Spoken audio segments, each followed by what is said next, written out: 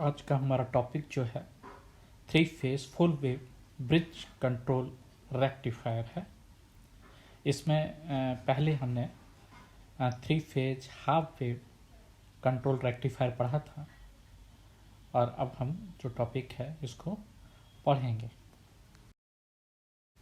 इसमें ब्रिज का शेप बनता है और 6 जो आपके SCR प्रयोग में लाया जाता है और प्रत्येक थ्रस्टर इसमें π/3 पर इंटरवल पर फायर होते हैं।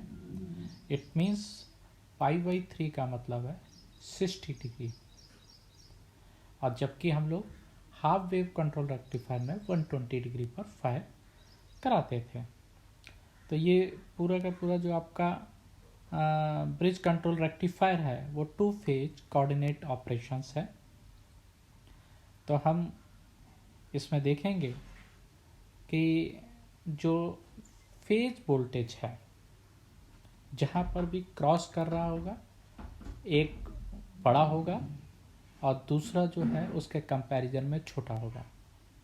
तो जो लीड कर रहा होगा, जो फेज पड़ रहा होगा, उसकी वजह से या उससे कनेक्टेड SCR जो है वो फायर करेगा।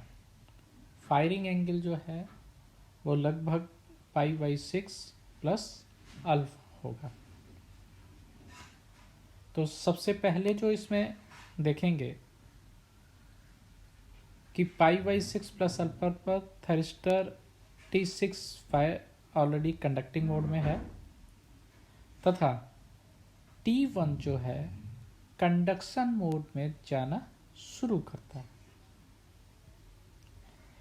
VAN ग्रेटर देन VC होने पर थरिस्टर T1 कंडक्शन होता है। π/6 प्लस अल्फा से लेकर π/2 प्लस अल्फा के दौरान थरिस्टर T1 और T2 दोनों कंडक्ट करते हैं तथा जो line voltage VAB equal to VAN minus VBN प्राप्त होती है।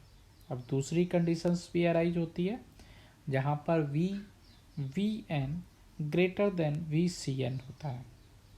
यहाँ पर π/2 प्लस अल्फा से थरिस्टर T2 फायर होता है और थरिस्टर T6 पर रिवर्स वोल्टेज होने के कारण टर्न ऑफ हो जाता है।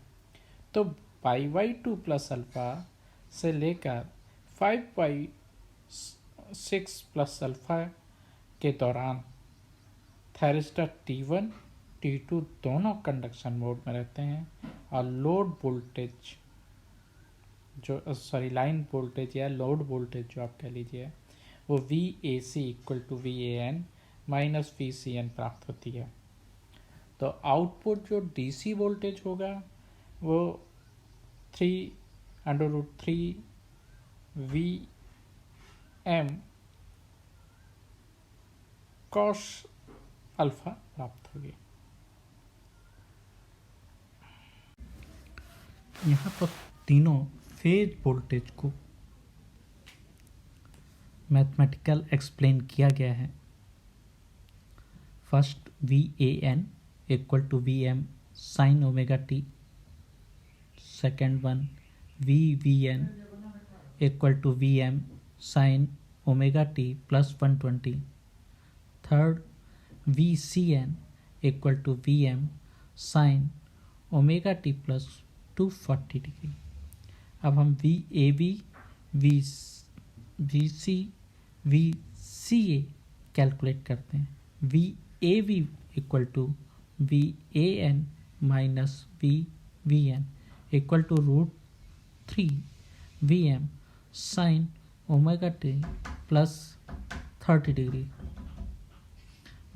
VC equal to VBN minus VCN equal to √3 VM sine omega t plus 150।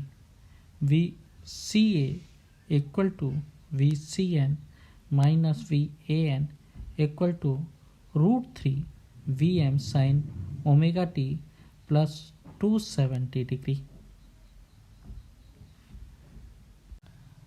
ये डायग्राम बना हुआ है आपका 3 phase full wave bridge rectifier का। पहली कंडीशन जो हमने इसमें ली है VAN is greater than VN, तो थैरिस्टर T1 सर्किट के अनुसार से T1 और आपका T6 जो है कंडक्टिंग मोड में रहता है जब Vn ग्रेटर देन होगा VVN से, तो करंट आपकी इस तरीके से फ्लो हो गई जो कि डायग्राम में दिखाया गया है। दूसरी कंडीशन भी डायग्राम में हम देख रहे हैं, यहाँ पर हमने VN ग्रेटर देन VAN रखा है, सॉरी VCN रखा है, तो यहाँ पर T3 और आपका T2 जो है कंडक्टिंग मोड में काम करेंगे। इसमें VCN ग्रेटर देन VAN रखा हुआ है, तो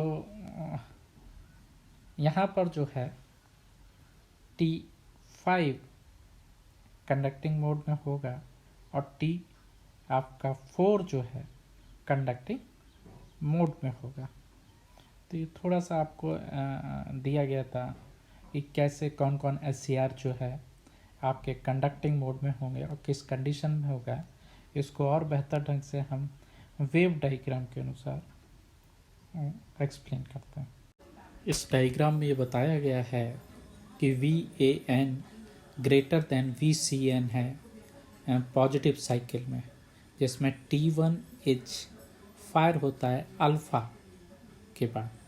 तो ये जहाँ पर जंक्शन AN ग्रेटर देन होता है उससे अल्फ़ा एंगल के बाद T1 फायर होता है, जबकि T6 पहले से ही कंडक्टिंग मोड में है जो नेगेटिव साइकिल में है। तो यानी कि A और T6 जो है वो कंडक्ट करेंगे। इसमें VCN ग्रेटर देन है VPN के, ये नेगेटिव साइकिल है, जिसके कारण T2 is firing at alpha angle पर होता है।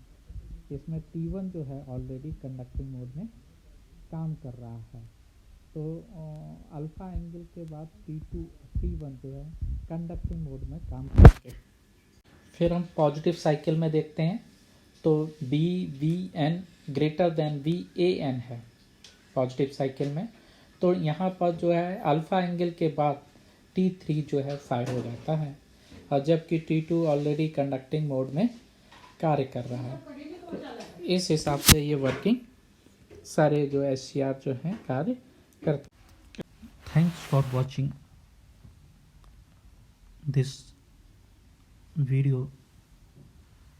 We wait for your positive response on this topic.